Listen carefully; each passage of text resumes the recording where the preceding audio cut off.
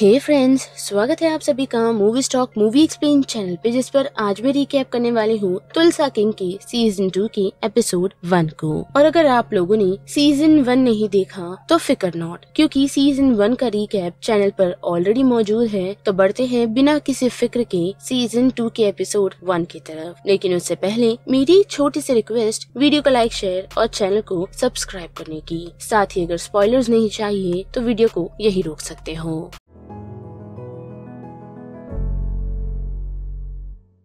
तो जैसे कि आप सभी लोगों ने सीजन 1 का ऑलरेडी रिकैप देख लिया होगा, तो बढ़ते हैं सीजन 2 की तरफ, जिसकी शुरुआत हमें सीजन 1 की एंड से ही दिखाई जाती है, जहां हम ड्वाइट को देख पाते हैं जो अब प्रिजन पहुंच चुका है। साथ ही उसके लिए ये काफी अनएक्सपेक्टिंग था कि जिस पर उसने काफी भरोसा किया, उसी ने उसे धोखा दे दिया। और साथ ही बात करें क्रिस्टीना की, यानी कि ड्वाइट की बेटी के बारे में, तो उसके लिए भी एक नाइटमेयर है, क्योंकि वो यहाँ अपने चाइल्डहुड ट्रॉमा को हटाने के लिए पहुंची थी, ताकि कुछ समय वो अपने फादर के साथ बिता सके, जिस कारण वो $3 मिलियन देने को तैयार हो जाती है अपने फादर को जेल से छुड़ाने के लिए। पर उतने पैसे उसके पास है नहीं, जिस कारण उसने अपनी प्रॉपर्टी को मॉर्गेज कर दिया है, क्योंकि वो ये चाहती थी कि उसके फादर उस सिचुएशन से एनी हाउ निकले, क्योंकि उसे नहीं चाहिए कि वो फिर से अपने फादर के बिना अपनी जिंदगी को कंटिन्यू करे। और अब जबकि ड्वाइट वापस लौट चुका है, तो हम देख पाते हैं कि वो तुलसा भी पहुंच चुका है, जहां उसने अपने बिजनेस को फिर शुरू कर दिया है। तो देखते हैं कि अब सीजन 2 में ड्वाइट के सामने कौन से चैलेंजेस आने वाले हैं, जैसे ड्वाइट किस तरीके से निपटेगा। जिसकी सबसे पहली शुरुआत हम स्टेसी से करते हैं, क्योंकि जेल से निकलते ही ड्वाइट पहले तो अपनी टीम से मिलता है और उन्हें बताता है कि जेल में उसकी मुलाकात हार्लेन नामक एक शख्स से हुई थी, जिसे $12 मिलियन गवर्नमेंट की तरफ से मिले थे, वो भी एक सब्सिडी जैसे, ताकि वो एक क्लीन एनर्जी फार्म को चला सके। सो ड्वाइट के अकॉर्डिंग वो ऑप्शन भी उनके लिए कोई बुरा नहीं, क्योंकि एक मोमेंट ऐसा आएगा उनके लाइफ में जहाँ ये लीगल पैसे उनके लिए काम आ सकते हैं। लेकिन उसी के साथ साथ वो रियलाइज कर पाता है कि लॉ एनफोर्समेंट के ऑफिसर उसे फॉलो कर रहे हैं, और जैसे ही वो उन लोगों से बात करने के लिए पहुंचता है, तो वो लोग सिर्फ उसे यही कहते हैं कि उसे स्टेसी से दूर रहना चाहिए। जो सुनकर ड्वाइट काफी चौंक जाता है, क्योंकि उसे पता नहीं कि स्टेसी उससे क्यों डर रही है। और उसी वक्त रात के दौरान वो स्टेसी से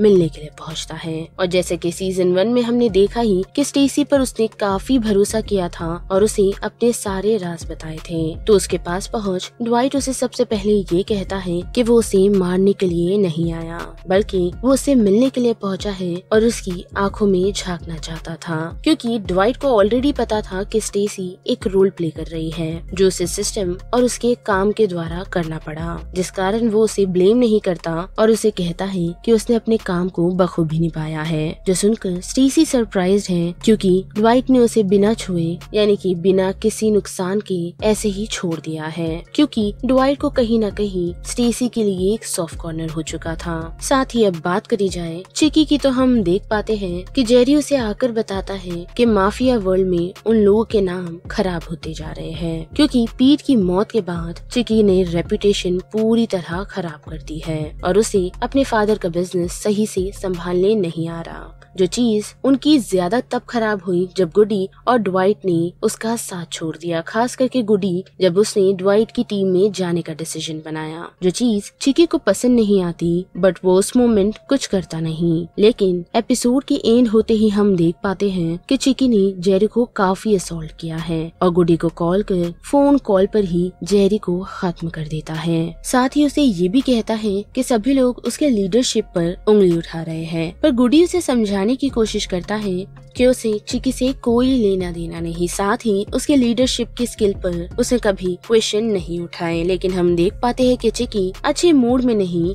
क्योंकि ऑलरेडी चिकी ने जंग छेड़ दी है और उसने गुडी की बात ठीक तरीके से सुनी भी नहीं। यानी कि इस सीजन में हम देख सकते हैं कि चिकी फिर से इस सीजन में ड्वाइट का सरदर्द बनने वाला है, जिसे ड्वाइट को एनी हाउ डील करना होगा। वेल एनीवेज, बड़े फिर से ड्वाइट की तरफ, तो ड्वाइट को पता है कि किस तरीके से बिजनेस में उतरा जाना है। साथ ही सही लोगों पर पैसा लगाने से या फिर उन पर बेट लगाने से वो पैसे को दुगना कर सकता है। जो सेम चीज हम देख सकते हैं कि बॉडी ने अपनी शॉप को पूरा रेनोवेट कर दिया है। जो चीज ड्वाइट को पसंद आती है, लेकिन साथ ही वो बॉडी के पास पहुंच उसे बताता है कि उन लोगों को अब बिजनेस एक्सपांड करना होगा, क्योंकि ड्वाइट की मुलाकात मार्गरेट से हुई, जिसने उसे एक कार्ल थ्रेस्टर नाम के शख्स के बारे में बताया है, जो जाना माना इंसान है जिसने काफी पैसे ऑयल इंडस्ट्री से कमाए हैं। लेकिन इतना ही नहीं, बल्कि ओक्लाहोमा में वो सबसे बड़ा डिस्ट्रीब्यूटर ड्रग्स का है। और जैसे कि आप लोगों को पता ही है कि ड्वाइट सही लोगों को ढूंढता रहता है अपनी पार्टनरशिप के लिए। साथ ही सीजन 1 में हमने देखा कि वो अपने बिजनेस को लेकर और अपने साथियों को लेकर कितना ऑनेस्ट है, कि वो फायदा होने पर सारा मुनाफा खुद की तरफ नहीं बल्कि अपने वर्कर्स को भी बराबर बांटता है। और अब जबकि मार्गरेट ने उसे एक फंड रेजर पार्टी में अटेंड करने के लिए बुलाया है, तो ड्वाइट कार्ल से मिलने के लिए अपनी पूरी टीम लेकर पहुँचता है। और हम देख भी पाते हैं कि सभी लड़कों को उसने सूट अप करवाया है, जहां वो सभी फाइनली फंड रेजर की पार्टी में पहुंचते हैं। और वहां ड्वाइट की मुलाकात कार्ल से तो होती है, जहां ड्वाइट को ये रियलाइज करने में ज्यादा टाइम नहीं लगता कि कार्ल बिजनेस के मूड में नहीं। साथ ही कार्ल का बिहेवियर ड्वाइट के साथ बिल्कुल भी अच्छा नहीं था, जो देख ड्वाइट काफी हैरान है, क्योंकि वो कार्ल से कभी मिला नहीं, पर फिर भी कार्ल के अंदर ड्वाइट को लेकर काफी गुस्सा भरा हुआ है। साथ ही उसने ड्वाइट से ये तक कहा कि वो अपनी लेन में रहकर काम करे और उसकी टेरिटरी तक पहुंचने की कोशिश ना करे, क्योंकि ड्वाइट जैसा कॉम्पिटिटर वो चाहता नहीं। लेकिन इतना ही नहीं, बल्कि उसने ड्वाइट को ये तक धमकी दी है कि उन जैसे लोगों को 2 मिनट नहीं लगता ड्वाइट जैसे लोगों को रास्ते से हटाने के लिए। जो चीज ऑब्वियसली ड्वाइट को पसंद नहीं आती, और वो एक प्यारा सा लुक यानी कि काफी चिढ़ता हुआ लुक उसे देकर और उसे ये कहकर वहाँ से निकलता है कि उसे ड्वाइट की आंखों से डरना चाहिए। जिसके बाद के हम देख पाते हैं कि ड्वाइट अपने लोगों को वहाँ से लेकर निकलता है, उन्हें ये कहते हुए कि कुछ और बात करने के लिए बचा नहीं। और एपिसोड 1 के एंड में हम देख पाते हैं कि कार्ल ने बिल नामक एक शख्स को कॉल किया है, जो कि एक मॉबस्टर है और शायद किसी समय ड्वाइट और उसके बीच झगड़े रहे होगी, क्योंकि हम देख पाते हैं कि कार्ल बिल को ये इन्फॉर्म करता है कि ड्वाइट तुलसा पहुंच अपने कामों को बढ़ाता जा रहा है, जो शायद उनके लिए आगे चल के खतरा बन सकता है। यानी कि ड्वाइट के पीछे अब सिर्फ पीठ ही नहीं बल्कि कार्ल, बिल और साथ ही लीगल टीम भी लगी हुई है। यानी कि देखना ये काफी रोमांचक होगा कि ड्वाइट किस तरह इन सारी उलझनों से बाहर निकलेगा।